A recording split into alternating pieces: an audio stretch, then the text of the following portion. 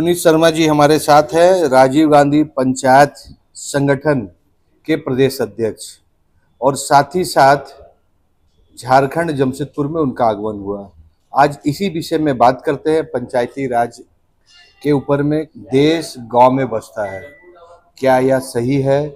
क्या इसके लिए सरकार, चाहे राज्य सरकार हो, केंद्र सरकार हो, और जिला प्रशासन इसमें क्या क्या योगदान दे रहा है, यह भी बात करेंगे। तो सुमित जी से पहले बात करते हैं कि आपका सबसे पहले पंचायत राज में संगठन, क्योंकि कांग्रेस पार्टी का एक विंग है, और इसमें कैसे करके आगमन हुआ आपका?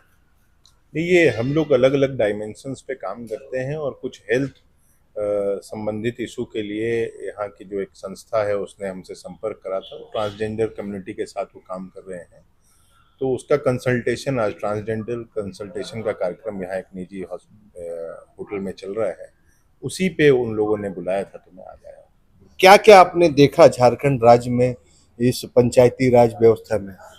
देखिए, पूरे झारखंड में 4,345 पंचायत हैं और अभी तक मैं 4,345 पंचायत घूम गया हूँ ये कहना गलत होगा, पर अधिकतर ज़्यादातर पंचायतें मैंने घूमी हैं।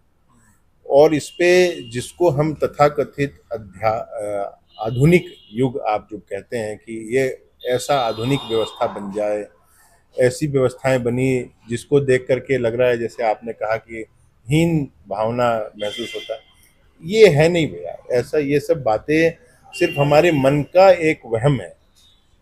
जो खेती है और जो व्यवस्थाएं हैं, जो समाज खुद से उसको लेकर के चलता है, सरकारें उसमें सहयोग कर सकती हैं और सरकार सहयोग करती भी, जिनकी भी सरकारें रही हैं पहले सहयोग करती भी हैं, परंतु उसको अगर आप केंद्रीकृत व्यवस्था की तरफ ले जाते हैं वहां दिक्कत है। आप उसको कोल्ड स्टोरेज तब प्रोवाइड करते हैं जब आप उसको बाजार प्रोवाइड करते हैं। तो बाजार आज झारखंड में बहुत सारी जगहों पर इमली का एमएसपी 35 रुपया है, एमएसपी 35 है, पर अधिकतर जगह में वो 22 रुपए से ऊपर नहीं बिक पाता है। उसका क्या कारण है? उसका कारण समाज है कि बाजार है कि सरकार है, बताइए मुझे। तो ये सब, इस सब पे विचार और काम करने की आवश्यकता है, जो राजनीतिक कार्यकर्ता हैं उनको भी और जो समाज के लोग हैं उनको भी। जो लोग आज कोल्ड स्टोरेज चला रहे हैं वो दोहन नहीं कर रहे हैं क्या गांव के लोगों का? कर रहे हैं ना। तो सभी स्तर पे जो है ये दोहन हो रहा है, और जहां केंद्रीकृत व्यवस्था बनते जाएगी वहां पे युद्ध के स्तर बनेंगे, जो आज देश के हालात हैं। इसीलिए विकेंद्रीकरण का जरूरत है, और इसलिए हम लोग लगातार, अपनी सरकार भी रहे और किसी की भी सरकार रहे, ये एक समझ समाज के निचले स्तर तक पहुंचाना चाहते हैं कि हमें अपनी सत्ता को अपने नीचे देने की आवश्यकता है। हम लोग को झारखंड में पेशा कानून, क्योंकि झारखंड में मिनरल है, पेशा कानून है, जंगल बहुत है, सबसे अधिक भारत में फॉरेस्ट यहीं पर है। आज भी गांव में ऐसा ऐसा औषधि है जिसको विदेश में बहुत अधिक मांग है। तो यहाँ जो विंग काम करता है, क्या कुछ गांव वाले लोग को एक्टिवेट किया है? ये पेशा कानून जो है उस पर कांग्रेस की सरकार संगठन बहुत गंभीर है।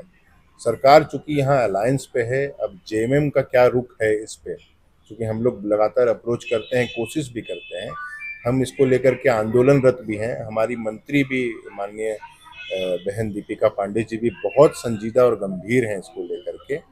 परंतु ये अब अलायंस में किस तरह साथ में गवर्नमेंट इसको अप्रोच करती है, इसको भी देखना है। हम लोग लगातार प्रयास कर रहे हैं कि पेशा कानून जल्द से जल्द अपने वास्तविक 1996 वाले स्वरूप में लागू हो पाए। डेयरी उद्योग, जो गुजरात में देखा जाता है, डेयरी उद्योग गांव से निकला हुआ छोटा सा उद्योग आज इंटरनेशनल मल्टीनेशनल कंपनी को भी फेल कर, अमूल ब्रांड। तो क्या उस टाइप का कोई प्रोजेक्ट, मेगा प्रोजेक्ट चला है, लेकिन क्या दूध के लिए, पशु के लिए, हर्बल खेती के लिए, फ्रूट प्रोसेसिंग के लिए कुछ प्लान बन रहा है?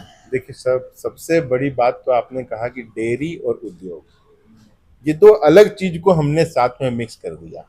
क्या डेयरी उद्योग, उसको हम दूध उत्पादन को उद्योग के तौर पे ले गए। अमूल एक कोऑपरेटिव सोसाइटी है, सहकारिता की वो सोसाइटी है, और वो कोऑपरेटिव सोसाइटी से जो अमूल का दूध हम खरीदते हैं उससे जो कमाई होता है वो वहाँ के किसानों को लाभ मिलता है। ऐसे कोऑपरेटिव व्यवस्थाओं को बनाने के लिए झारखंड सरकार भी बहुत गंभीर है और हम लोग भी उस पर काम करते हैं और लोगों को जोड़ करके करवाना चाहते हैं। कौन चाहता है भैया, ये भी विकेंद्रीकरण से ही जुड़ा मुद्दा है।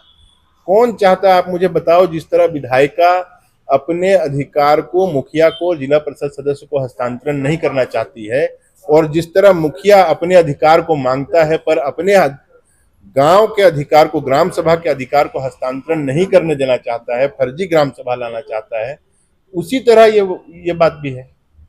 कौन अपने सत्ता का हस्तांतरण नीचे करना चाहता है? तो सरकार जब कुछ भी नहीं होता तो सरकार के द्वार में सब आता है। तो सरकार इसको ठीक करने के लिए क्या क्या काम कर रही है, क्या क्या सजेशन दे रही है, खास करके गवर्नमेंट मशीनरी को, किसान को, इसमें क्या हो रहा है?